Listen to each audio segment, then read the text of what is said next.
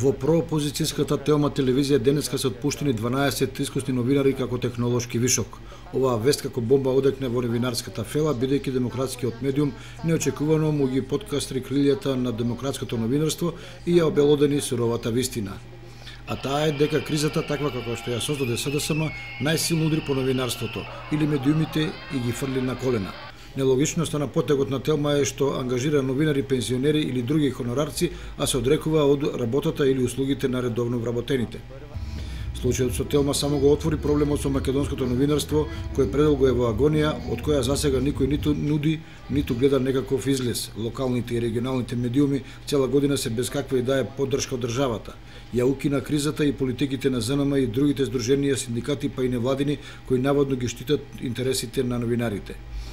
За да го пролонгираат затворањето, овие медиуми отпуштаат вработени, сведувајќи се на екзистенцијалниот минимум, кратат на програмата која се сведува на репризи и штедат на се и се што колку да преживеат до утре.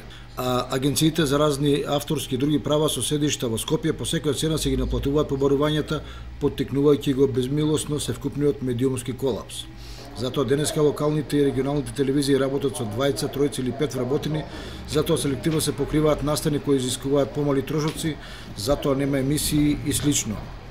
Првото прашање е каде е тука демократијата и каде се реформите за кои се залагаат опозицијата и новинарските здруженија. А второто, каде се гледачите и каде се настаните и информациите од посебна важност кои некој треба да ги одработи без при тоа да биде платен. И ќе има ли боја од борците за демократија и за зградата на Телма? Затоа таква медиумска демократија и реформи не му се потребни на новинарството ниту од странските, ниту од домашните душегрижници.